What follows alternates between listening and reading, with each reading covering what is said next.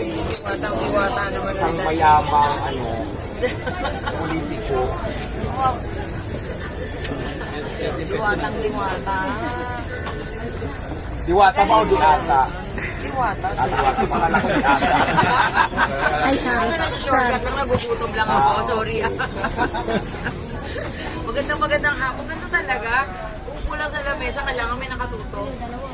Oo, Na kasi mga cellphone. iba na kasi ang level mo. May mga kasama Ano ko, ikaw, camera. Hello, magandang hapon. Si Mara Tamundo. Maganda na rin yung for safety. Maraming camera talaga. Kasi di ko kailangan maglagay pa ng CCTV rito. Yeah, tama. Tama. Libre na. Mas halong pa sila sa CCTV, gagastos pa pa. Kaya mas pabor sa akin yung mas maraming camera araw-araw. Yan, tama. No need na para gumastos ako para magpakaroon ng mga CCTV, di ba? Hindi na So, okay na kailangan. yan. Ito na yung mga CCTV natin, mga Yan na. lives na live. Oh. Higit pa sa CCTV yan. Pero Miss Grabe. Mara, Yes. anong masayo kay Diwata na talagang super lipad ka agad from down to up? Ibig sabihin na talaga mayroong Panginoon na magkagabay at talaga namang tutulungan tayo, lalo na kung gusto rin natin umahon. Siyempre, kailangan lang magsikap at saka hindi mawala ng pag-asa. True, totoo yan. Diba? Katulad Sipag at syaga lang talaga. Ganun ang ginagawa ko talagang.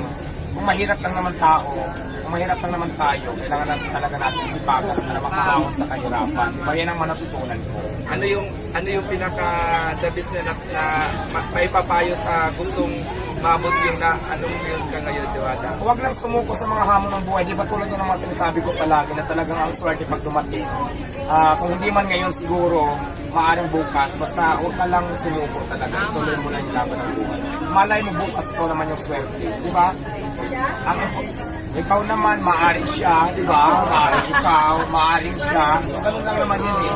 diba sabi ko nga sa inyo, ang buhay ng tao ay bilog, parang gulong, iikot at iikot.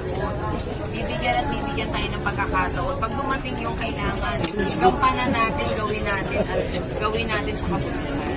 Kailangan talaga ingatan at pahalagahan. Diba? So yun ang mga natutunan ko talaga. Lalo na sa katulad nito, nakita mo, diba? Yung pagsisikap talaga, hindi ka nawala ng pag-asa. Yan ang Pilipino. Yes. Huwag sumuko sa mga habon ng buhay. Kailangan talaga, kung nadapa ka man, bumangon ka at mas lalo mo pang galingan. So yun. Doon sa mga humahad lang yung tinatawag natin mga basher na naging friendly mo na ngayon. Ay, pag mga negative people, ayaw ko dyan. Kasi ako think positive lang talaga ako lagi. Pag negative ka, Huwag na. doon ka sa far away. Sa Mars. Think positive lang tayo. Oo, doon ka sa ibang planet. Saka syempre gano'n naman talaga yung buhay eh. Merong ups and downs. Ang mahalaga, positive ka at saka isipin mo, lagi may pag-asa. Yes. Oo, tama ka, madam. Habang nabubuhay tayo, sabi nga nila, may pag-asa talaga. Isipin nyo naman, nag-pandemic, di ba? Sino magsasabi na makaka-out tayo? Tayo ulit, diba? Makaka-recover tayo. Regarding pandemic talaga din ako nag-start mag-business. Pero hindi ganun kabilis para makilala agad ako katulad nito ngayon nakilala ng business ko. So nag-start ako pa. Talagang kasi construction ako dati, nag-construction ako eh. Kaya ako nakapag-business kasi na-stop kami because of pandemic. So nagtinda ako, parang pero hindi kaganong nagtinda ako, nag-boom ka agad. So dumating yung point na nalugi ako, nag-umpisa na naman ulit, nag-umpisa. Hindi pa rin ako sumuko, talagang laban lang ng laban. Kasi may mga pangarap tayo, may mga pangarap ako. So yun nga, sabi ko nga, kaya sinasabi ko lagi, pag hindi pa para sa'yo, hindi pa para sa'yo. Hintayin mo lang ang panahon na ayon din sa'yo ang panahon. So ganun yun. Yun ang mga natutunan ko. Sa iyo, may ma-advise ka pa kay Diwata? Actually, wala naman akong pwedeng ma-advise. Pero gusto ko tayo bilang isang Pilipino, kailangan natin laging gamitan ng puso, pagmamalasakit, di ba? Kahit may negosyo ka, kumikita ka, kailangan may malasakit ka sa kapwa. Para alam mo din na yung ginagawa mo, tama para sa kabutihan. O, ang kailangan natin talaga siguro mga Pilipino, magtulungan, hindi maghilahan. Kasi feeling ko, pag lahat tayo magtutulungan, kunti na lang ang mahirap na matitira. Diba? Tsaka walang imposible. Walang imposible. Kasi ang kadalasan kasi sa atin talaga, yung kultura na natin talaga na hindi natin maikaila naman talaga na pag mayroon nakakangat, hindi pa nga nakangat ng mata, hinihila na kagad mababa. So, kailangan talaga maiwasan natin yan. So, magtulungan, huwag maghilaan. Kasi pag nagtulungan tayong lahat, feeling ko baka wala nang matitirang mahirap sa Pilipinas. Ganun lang naman ang importante. Tsaka lalo ng mga Pilipino, masipag, matyaga. Kailangan talaga magsuportahan. Yun ang naman. pinaka-the best na gagawin natin sa kapwa natin para mas maging maayos ang lahat. Diba? Pumunlad tayong lahat, hindi lang isang Tama. So yun, Diba? kape muna ako. Hindi lang siya sa pero pati yung spiritual at saka yung pananaw sa buhay napakaganda. Hindi pa naman ako successful talaga.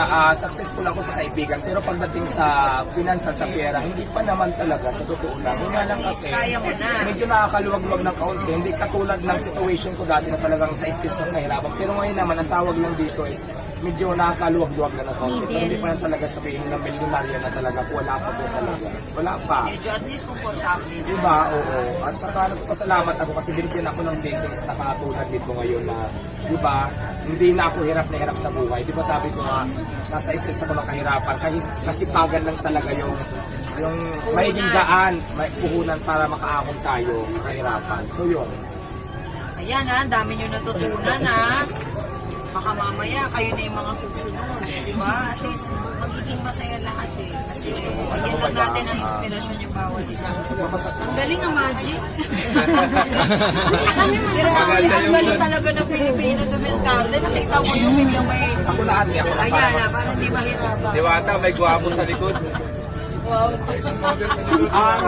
Alam mo, hindi pa talaga ako mayaman. Katunayan nga talaga, paubos na yung puhunan ko. Mabuti nga talaga, madam, hulog ka talaga ng langit. Siyempre. Pwede ba makautang? Hindi lang utang. Ibigay ko pa. Mabuti nga Ayan. talaga, oo. Nandito si madam. Ang galing naman. Ang galing sa hindi. Bilib talaga ako sa mga Pilipino. Diwata, anong pakiramdam na binibisita ka ng mga kilalang mga tao? Alam mo, maraming salamat talaga, na-appreciate ko yan. Kasi di ba, sino ba si Diwata para puntahan ng mga artista, mga big time, mga media, di ba? Nagpapasalamat ako. Yan, katulad ni Ma'am. Na-appreciate ko yung effort nila na pinuntahan ka dito. Isang malaking karangalan yan para sa akin. So maraming salamat, di ba? Ang tawag dyan, blessing. Di ba? Maraming salamat. Blessing yung mga ganyan. Katulad kahapon, di ba? Meron dumating, pinatawag ako, nag-abot ng cash. Actually, in-upload ko nga. So maraming salamat. Ang tawag ng blessings kasi napapansin ka talaga Hindi mo tayo. ina-expect yun eh, di ba? Hindi ko na-expect. Kung hindi dahil kay God, wala tayong matatanggap na gano'n. So, ibig sabihin, Diyos ang naging daan para puntahan ako ng mga tao. Naniniwala ba kayo doon? Yes! Oo din naman, naniniwala Naniniwala ba kayo. kayo doon? O isipin nyo naman, magtatagpo kami ngayong araw na to, di ba? Sa blessing. Yeah, blessing yan talaga. Kasi biruin mo, galing pa kami ng event at talagang dumayo pa si Miss Marathon Mundong dito sa... Diba, pagod na si Madam pero nagawa niya pa rin pumunta dito sa akin para mag-meet lang kaming dalawa. So, ang tuwa, nakakatawa ng puso. Maraming salamat sa iyo, Madam. Maliban pa doon na hindi siya kumain ng tanghalian dahil gusto niyang kumain dito sa gusto. Sabi ko gusto kong tikman yung pagkain. Pwede naman, Madam, kung mahilig ka ng pagkain kali. So, Tapos syempre naman, bakit naman pa basta Pilipinong pagkain gawa ng Pilipino, tatangilin ang alam ko kasi kumakain ka sa mga Shangri-La, sa mga... Bilis to Pilipino. O syempre, unang mga Shangri-La, tatangilin ko, mga mga Pilipino. Shangri-La, Okada, mga City of Dreams, mga ganyan ang pinapuntahan mo, Mawag Isha. Ay, So maraming salamat. Kung ngayon naman Diwata Paris naman. So maraming salamat sa iyo. Ano ba gusto nyo? Ano gusto nyo kainin? Harap, pila na tayo, ma'am. May challenge ka ba kay Diwata? Huwag mo nang papilahin si Madam. May Pabigyan challenge. mo na lang siya ng chicken at saka yung siyempre yung overload para matikman niya lang. Kaya tikman mo lang kung kayang... Paano man nalaman na favorite ko chicken? Dati kasi ako manguhula. Actually talagang mukha akong manok eh. Favorite ko lahat ng luto ng chicken. Adobo, Pero wait prito, lang, lahat. Tama ma'am, kasi sabi niya dati siyang manok eh. Kaya sabi mo, Yeah, kasi sabi nga nila, di ba, kahit isang tuka lang ako dati akong manok. Tama-tama mo. Ayun, di ba? O, hindi Isang na. kahig, isang tuka, ibig sabihin dati akong manok. Yan ang buhay ko dati. So yung mga staff ni ma'am na nasa 50 mahigit, pila na kayo sa likod. Siguro yung staff mo, pumila na lang kasi nakakaya naman sa pila. Pero ikaw, bibigyan Uy, kita ng pumila special kayo treatment. Yan. Kasi mahigit 50 yung staff dyan. Oo nga eh, baka makahin naman doon sa mga nakapila. Pero ikaw, bibigyan na kita ng ano, dahil siyempre madam ka, hindi Hindi, pwede okay lang ka ako din. pumila. Mahalaga. Pumipila din yan si ma'am. Oo, hindi naman ako. Batang San Andres yan. Batang San Andres, Bukid, Maynila. Na Okay. dating nakapaa pag naglalakad. Ibig Diwata, sabihin, marami proud nagta- ako sabihin kung saan ako nanggaling, di ba? Nagtatanong, payag ka ba daw na mag-franchise sa Maynila?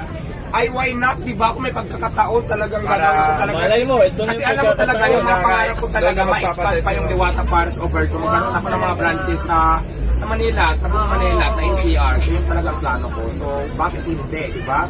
Ay maganda sa Manila, maraming tao dyan. Maraming Saka, tao, diba? maraming estudyante. At saka nandyan si Madam. Isa Yeah. para supportahan ako, di ba? Yan.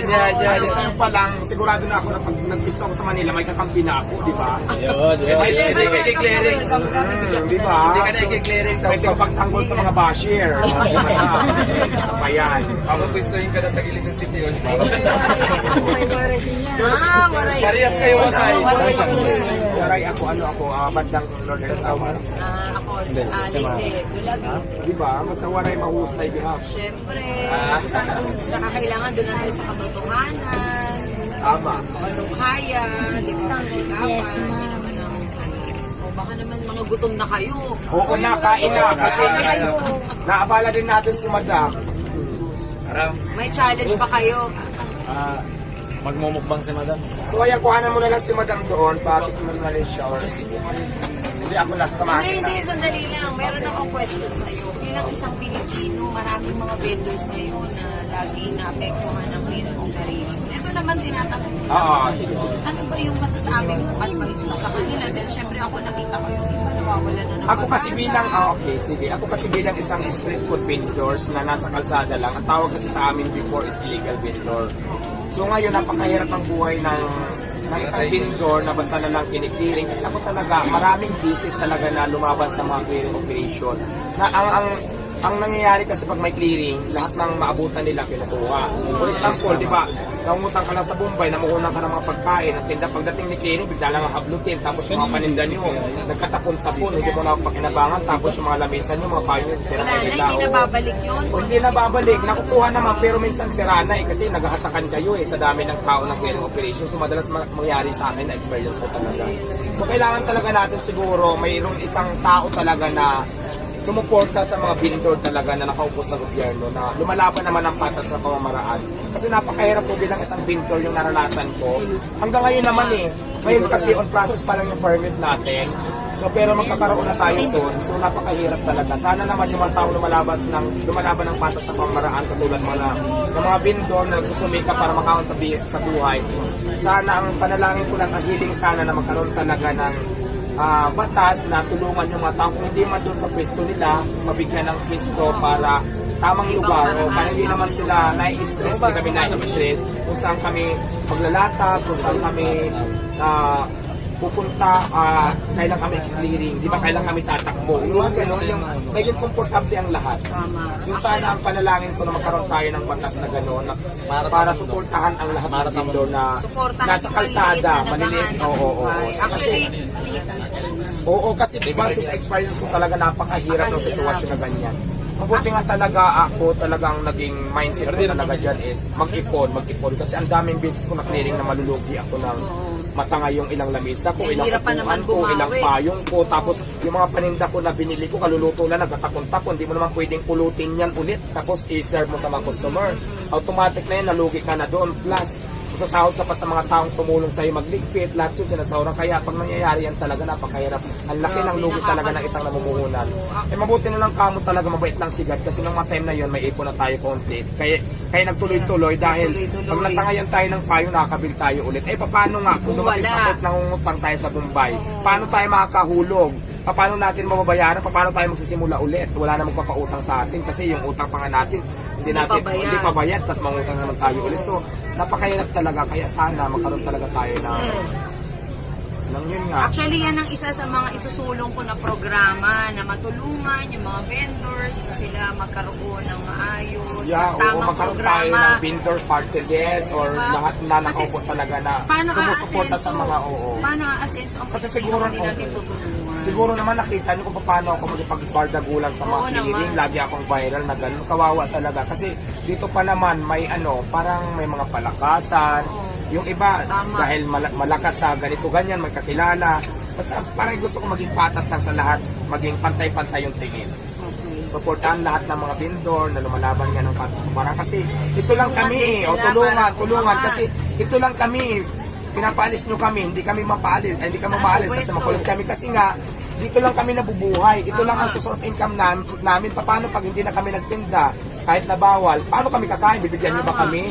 Di ba yun ang gusto kong Paano makakasurvive? maintindihan ng karamihan. Kasi ang kadalasan dyan is, makukulit kasi kayo, bawal nga dyan eh. Ganun na lagi ang pambato. Oo nga, Hindi nila iniisip bawal nga. kung ano yung Pero paano sitwasyon. kung may anak ako, paano kung 10 kami umaasa, pinagbawalan nyo kami ngayon, paano na kami kakain natin, mamatay na kami, bibigyan mo ba ako ng pangkain o suporta namin? Kaya yung iba na hindi makulit talaga, dahil pero kung mabibigyan mo kami ng pisto, tamang lugar, di ba? So bakit hindi? Bakit kung saan maghanap buhay kami ng ng maayos? Oo, ng walang istorbo. So yun ang gusto kong malaman din siguro ng mga nanonood na Mga nakikinig, di ba? Oo. So yun talagang number Tayo one. naman Base lang ito sa mga Pilipino. karanasan ko ha. Kasi Tama. ang tagal ko din naging vendor, talagang napakahirap ang sitwasyon na Ayun gano'n. talaga. Yun nga, Napakahirap. kung saan ka lulugar, di ba? Kung saan ka lang pwede. Dumating na sa Kaya point nga, na Diwata, uumpisahan ko na makatulong sa'yo kahit paano bibigyan ka ng 30,000 pesos. Tamang-tama, oo. Sabi ko nga talaga, si Madam talaga. Medyo masikreto kasi. Madam, Bibigyan kita ng 30,000, harap-harapan na. 1, alam mo, Madam, nagjo-joke lang talaga ako, pero Diyos ko, akin na ito. 6, 7, 8, 9, 10, 11, 12, 13, 14, 15, 16, 17, 18, 19, 20, 21, 22, 23, 24, 25, 26, 27, 28, 29, 30! Example naman na tayong mga Pilipino ay walang pinipiling dapat tulungan. Kundi dapat pag nakita natin na nagsisikap, tulungan natin. Dahil ito lang yung paraan para lahat tayong makaangat. Ang hirap ng buhay ngayon, bawat sentimo ay mahalaga. Pero yung bawat pawis at dugo na pinuhunan ng isang vendor, dapat naman makinabang din sila para sa kanilang pamilya. Kaya maraming salamat kasi isa kang inspirasyon at para sa 100 na kakain dito, ililibre ko na kayo. Oh my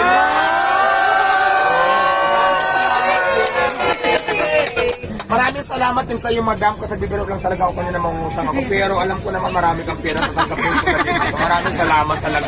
Sa 13,000 talaga. May pera na ako, may pandagdag na ulit akong puhunan. Para sa 100 na kakain na, libre ko na. Ayan. Kaya palakpakan naman natin si Madam. Maraming salamat sa iyo, Madam. Parang nagugulat sila. Pero syempre, walang imposible, di ba? Sabi mo nga. Basta Diba? nagsisikap. Kaya yun ang sinasabi ko na dapat magtulungan tayo, huwag maghilaan. Si Madam tinulungan ako. Sana ganun din kayo, tulungan nyo din yung iba, kapwa natin na talaga lumalaban naman ang patas sa pamamaraan. Diba? At syempre, lahat ng mga vendors, gusto ko rin tulungan. Madam, Huwag kayong maraming mag-alala, magbibigay ko pa ng oras para makausap ko kayo at isa ko sa paraan ko po. Hindi naman kailangan na sa politiko palagi isang tao gusto tumulong. Kundi kailangan nakatungtong ang paa sa lupa para maramdaman natin kung ano ba ang ibig sabihin ng pagtulong at isang Pilipino katulad natin. Magandang hapon ulit sa inyo. Sana makakain na ako ngayon. Oo nga, sige na, magmadali na. Kasi meron na akong tubig. Si Madam. Wala ka, okay na.